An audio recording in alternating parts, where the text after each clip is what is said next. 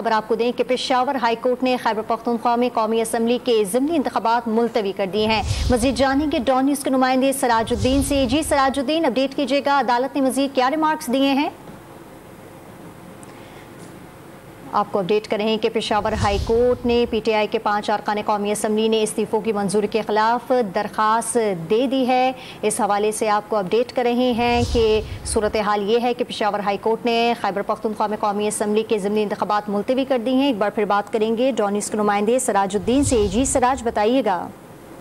देखिए 16 और 19 मार्च को ये इंतखाबात शेड्यूल हुए थे पाकिस्तान तहरीक इंसाफ के MNA के जो रिजनेशन एक्सेप्ट होने के बाद, जिसके ऊपर जो जिनके इस्तीफे मंजूर हुए थे, इन्होंने पेशावर हाई कोर्ट में एक रिट पिटीशन दायर की थी और इनको जल्दी सुनने की इस्तदा हुई थी। गुज़िश्ता रोज भी इसके ऊपर समाअत हुई थी, आज दोबारा उसके ऊपर समाअत हुई थी। परवेज खटक, मुराद सईद, नूरुल हक कादरी, अली अमीन गंडापुर और असद कैसर ने ये रिट पिटीशन दायर की थी। उनका ये मौक़िफ़ था कि उन्होंने इस्तीफे इस्तेजाज़न दिया था और अब वो असेंबली वापस जाना चाहते हैं। तो इसी मौक़िफ़ के ऊपर समाअत के बाद पेशावर हाई कोर्ट ने शेड्यूल मुलतवी कर दिया और दोनों फरीक़ैन को, इलेक्शन कमीशन को नोटिस जारी कर दिया। अगली पेशी पर बाकायदा इसके ऊपर समाअत होगी। फिलहाल हाई कोर्ट ने इसके ऊपर स्टे ऑर्डर जारी करते हुए इंतखाबात के अमल को रोक दिया।